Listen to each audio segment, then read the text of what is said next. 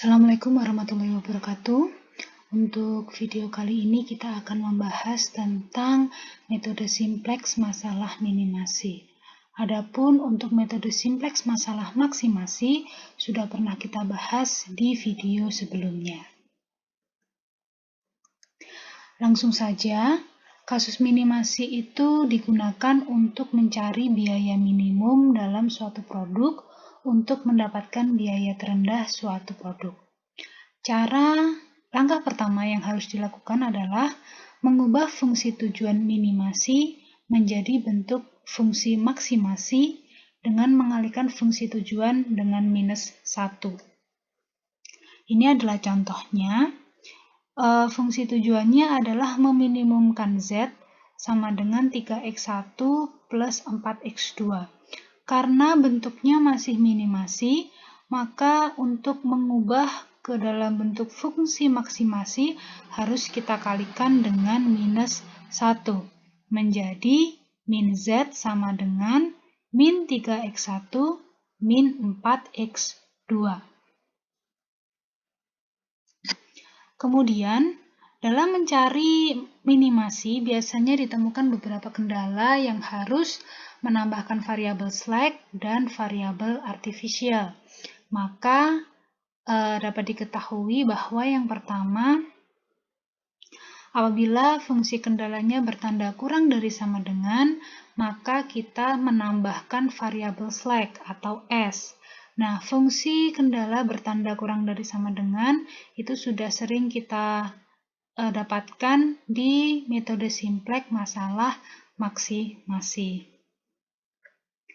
Kemudian, apabila fungsi kendalanya bertanda sama dengan, maka kita menambahkan variabel artificial dengan simbol R.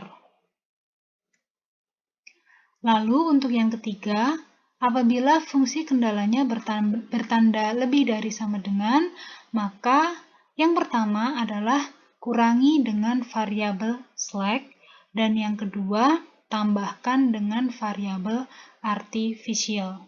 Jadi, kalau fungsi kendalanya bertanda lebih dari sama dengan, ada dua kegiatan yang harus kita lakukan, yaitu mengurangi dengan variabel slack dan menambahkan dengan variabel artificial. Dan yang terakhir, apabila fungsi kendalanya bernilai negatif, maka harus diubah menjadi positif dengan mengalihkan minus 1. Ini adalah contoh kasus. Sebuah perusahaan membuat produk A dan B dari bahan baku karet. Perusahaan tersebut telah mengembangkan model program linier untuk menentukan jumlah produk A dan B yang akan dibuat untuk meminimumkan biaya produksi. Adapun persamaannya adalah sebagai berikut. Fungsi tujuan adalah Z minimum sama dengan 7x1 plus 3x2. Fungsi batasannya ada 3 dan memiliki masing-masing tanda yang berbeda, yaitu kurang dari sama dengan, dan lebih dari sama dengan. Dengan kendala non negatifnya x1, x2 lebih besar sama dengan 0. Jangan lupa kendala non negatif harus tetap disertakan. Oke.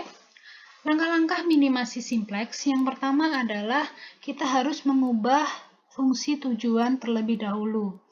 Fungsi tujuan minimasi harus kita ubah menjadi maksimasi dengan mengalihkan minus 1. Berarti tadi yang minimasi sama dengan Z sama dengan 7x1 plus 3x2. Kita kalikan dengan minus 1 menjadi min Z sama dengan 7x1 min 3x2. Sudah jelas ya dari sini.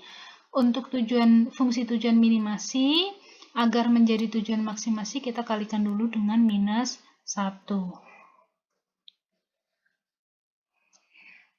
Kemudian kita harus mengubah fungsi batasan. Fungsi batasan yang awalnya seperti ini harus kita ubah menjadi bentuk standar metode simplex dengan cara-cara yang sudah dijelaskan tadi. Yang pertama, untuk kendala pertama, 4x1 plus 6x2 kurang dari sama dengan 36. Caranya yaitu kan tandanya kurang dari sama dengan, berarti tinggal menambahkan variabel slack. Menjadi 4x1 plus 6x2 plus S1 sama dengan 36. Yang B, tandanya sama dengan, kalau tandanya sama dengan, tinggal kita tambahkan dengan variabel artificial atau R. Variabel artificial digunakan hanya untuk memulai solusi dan harus menghilangkannya pada akhir solusi. Berarti persamaan ini untuk kendala yang kedua tinggal kita tambahkan dengan R1. Kemudian, untuk yang kendala ketiga dengan tanda lebih besar sama dengan, pada fungsi ini harus diubah dulu menjadi tanda kurang dari sama dengan, kemudian menjadi tanda sama dengan. Mengubah persamaan menjadi kurang dari sama dengan harus dikalikan dengan min 1. Jadi seperti ini.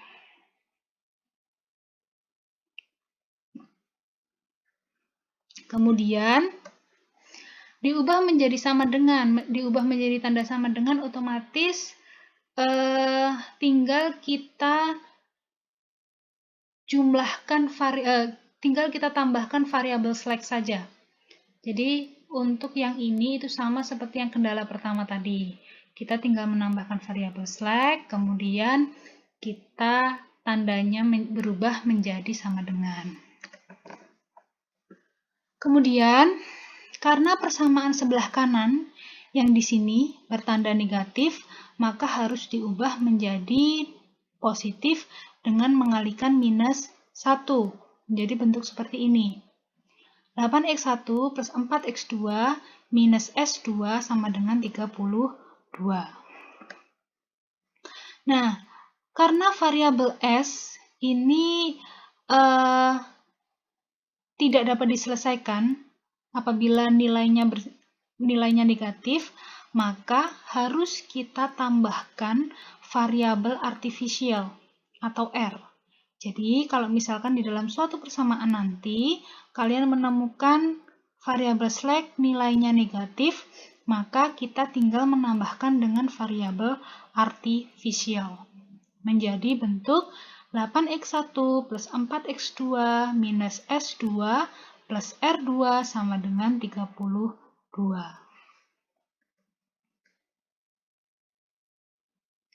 Maka fungsi batasan yang baru menjadi bentuk seperti ini. Kita masukkan semuanya, S1, S2, R1, R2. Ini adalah fungsi batasan yang baru. Kemudian, untuk menyelesaikan kasus yang mengandung variabel-variabel seperti ini, dapat dilakukan dengan dua cara. Yang pertama adalah teknik Big M, dan yang kedua adalah teknik dua fase.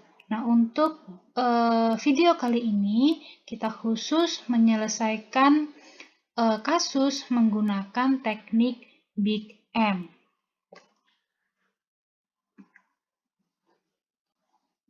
Langkah-langkah minimasi metode simplex dengan menggunakan teknik Big M. Setiap variabel artifisial dalam fungsi tujuan diberikan penalti M, di mana M merupakan bilangan positif yang sangat besar. Penalti bertanda negatif jika fungsi tujuannya maksimasi dan bertanda positif jika fungsi tujuannya minimasi.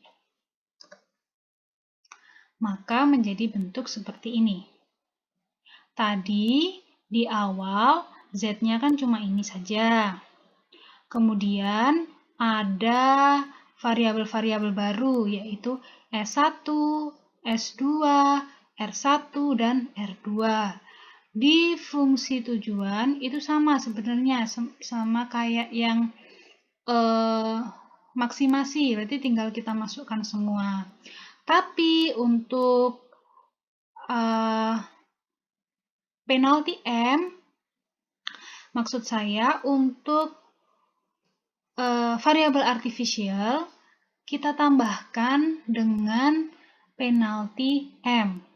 Dia bertanda positif jika fungsi tujuannya minimasi, sedangkan dia akan bertanda negatif jika fungsi tujuannya maksimasi.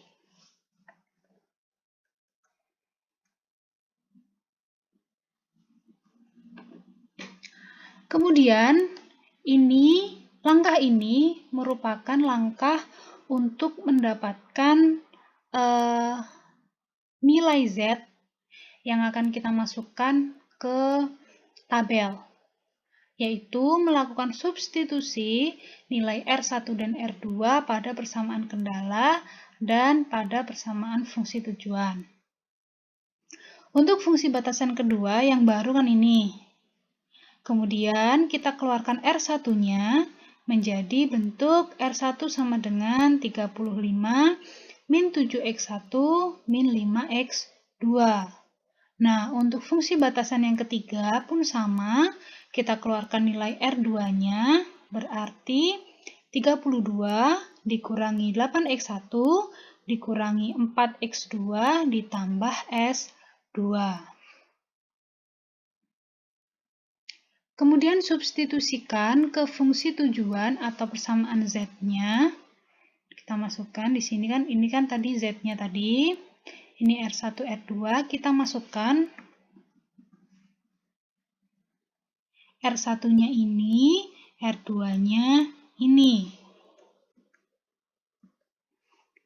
Ini adalah R1-nya, dan ini adalah R2-nya.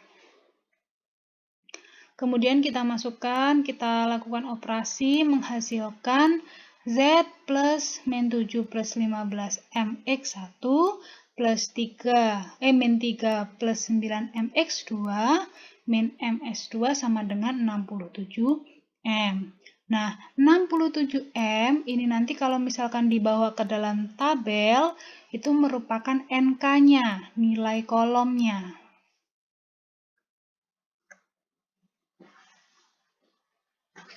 Kemudian, langkah selanjutnya adalah memasukkan ke dalam tabel. Nah, ini adalah tabel metode simplex. Ini ada Z, X1, X2, S1, R1, S2, R2, kemudian ini adalah NK-nya. Z, S1, R1, R2. Kenapa di sini S2-nya tidak ada? Karena S2 nilainya tadi merupakan nilainya negatif. Jadi kalau misalkan nilainya negatif, yang muncul hanya di sini saja, sedangkan di sini tidak. Kemudian kita tinggal memasukkan data-data yang tadi. Kita kembali ya. Untuk yang Z, berarti tinggal memasukkan ini. 1 untuk X1-nya ini, untuk X2-nya ini, untuk S2-nya ini, dan seterusnya. Nah, karena S1, R1, R2-nya nggak ada kan berarti tinggal 0. Pun sama untuk yang S1, R1, R2, sama dengan yang ini tadi. Silakan kalian cek. Kalau sudah, langkahnya itu sama persis seperti metode simplex masalah maksimasi. Langkah-langkahnya, iterasi-iterasinya sama.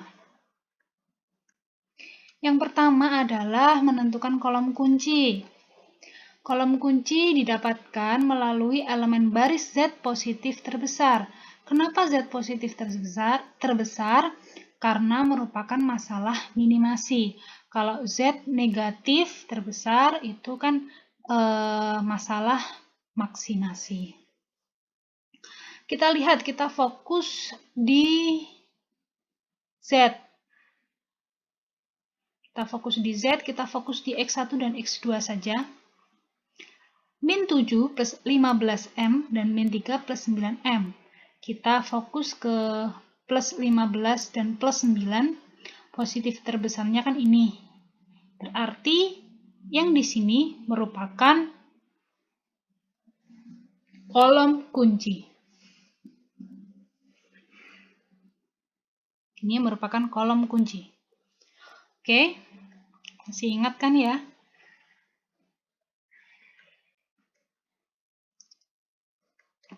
Langkah kedua adalah menentukan baris kunci. Baris kunci didapatkan dari 36 dibagi 4 sama dengan 9. 35 dibagi 7 sama dengan 7. 32 dibagi 8 sama dengan 4. Kemudian kita pilih positif terkecilnya, yaitu 4. Maka di sini adalah baris kuncinya. Di sini baris kunci. Kemudian yang beririsan antara kolom kunci dan baris kunci dinamakan sebagai angka kunci. Masih ingat kan ya, untuk yang metode simplex masalah maksimasi kan masih sama persis. Kemudian sebelumnya, kenapa ini berubah dari R2 menjadi X1? Karena di sini dia berpotongan tegak lurus, anggap saja kita tegak lurus ya, tegak lurus dengan kolom X1. Maka R2 akan kita ubah menjadi X1. Pun sama, apabila yang tegak lurus itu R2-nya atau angka kolom, maksud saya baris kuncinya yang di R1 ya, misalkan baris kuncinya di R1, maka R1-nya akan berubah menjadi X1.